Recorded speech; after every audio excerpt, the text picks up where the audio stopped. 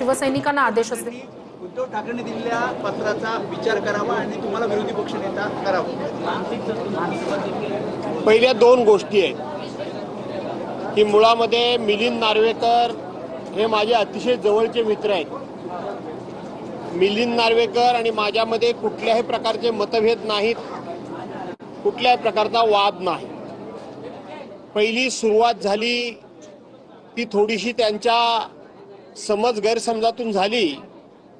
19 तारखेला ज्यावेळेला षण्मुखानंद हॉलमध्ये आमच्या वर्धापन दिनाचा कार्यक्रम होता आणि त्या कार्यक्रमाला प्रचंड अशा प्रकारची गर्दी लोटली होती आणि अनेक लोकांना आतमध्ये प्रत्यक्ष हॉलमध्ये जायचं होतं, पण त्यांना आतमध्ये जाणं शक्य नव्हतं। ज्यावेळेला माझी गाडी आली त्यावेळेला सगळ्या शिवसैनिकांनी गराडा घातला आणि मला विनंती केली की आम्हालाही तुम्ही बरोबर घेऊन चला।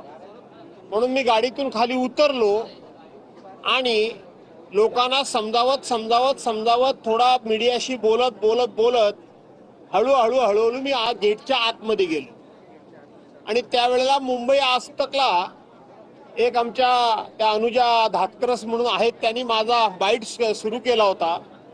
त्या दरम्यान कोणाची तरी गाडीचा हॉर्न हा सातत्यानं वाजत होता। का वाजत होता तर समोर शिवसैनिक प्रचंड मोठ्या प्रमाणामध्ये गर्दी करून होते आणि त्यांना आतमध्ये यायचं होतं आणि म्हणून गाडी जाते असेल तर त्या गाडीतून आम्हालाही कोणीतरी घेऊन चला असा त्यांचा थोडासा हट्ट होता आणि म्हणून बराच वेळ हॉर्न वाजत होता। हॉर्न वाजत असताना एकदाचा दरवाजा उघडला आणि त्याच वेळेला 5-25 शिवसैनिक दोन्ही बाजूला पडले त्या गाडीबरोबर आतमध्ये येण्याच्या याच्यामध्ये। आणि म्हणून मी सहज नॅचरल विचारलं कोणाची गाडी, तर त्या मॅडम म्हणाल्या नार्वेकरांची गाडी। खरं तर विधानसभेचे अध्यक्ष नार्वेकर जे आहेत ते माझ्या डोक्यामध्ये बसलेले आहेत। मी तुम्हाला खरं आहे ते सांगतो, विधानसभेचे जे अध्यक्ष नार्वेकर आहेत त्यांची जी कामकाज करण्याची पद्धत आहे ते माझ्या प्रचंड डोक्यामध्ये बसलेले आहेत। त्यामुळं नार्वेकर कुठले नार्वेकर हे मला काही फार क्लिक झालं नाही आणि म्हणून मी एका क्षणात बोलून गेलो नार्वेकर असल्याचं काय झालं।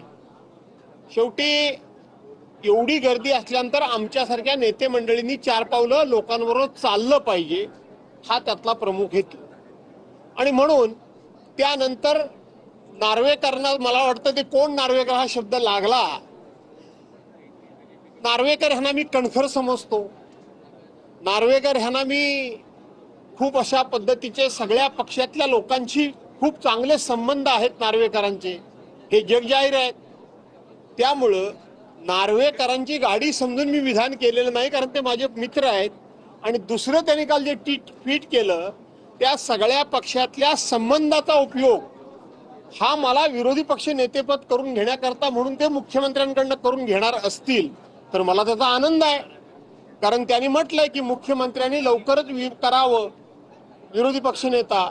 आणि मला विरोधी पक्षनेता न केल्यामुळं काहीतरी कोणाला तरी त्रास होतोय।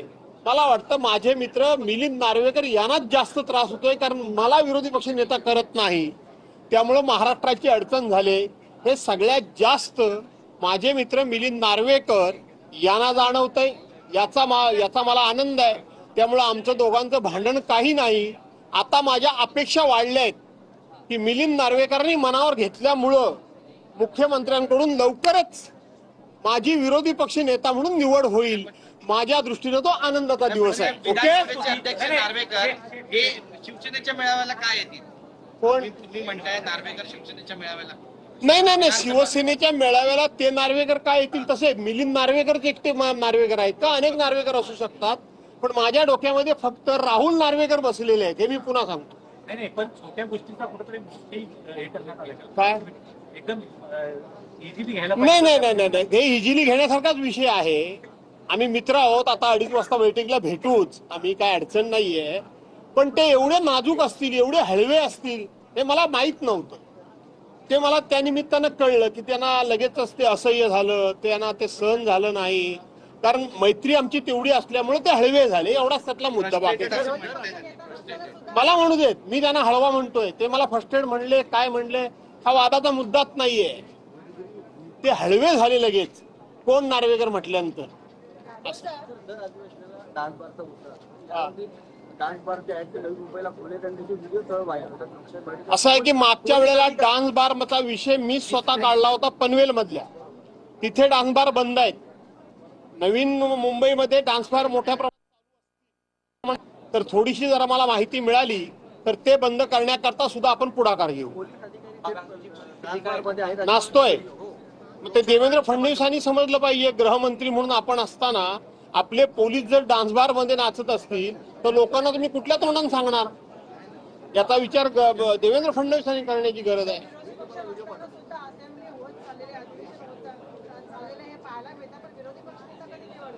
या सरकारचा लोकशाहीवर विश्वास नाही, या सरकारचा संविधानावर विश्वास नाही, या सरकारचा एकमेकावर पण विश्वास नाही. त्यांचा एकमेकावर विश्वास नाही, ते घाबरतायत. जर विरोधी पक्ष आपण निवडला, पक्षनेता आपण निवडला, तर कदाचित आपली एकमेकाची पापं ही विरोधी पक्ष नेत्याबरोबर गेली तर आपण पार नागवे होऊ, उघडे होऊ याची भीती यांना वाटते. धन्यवाद. आता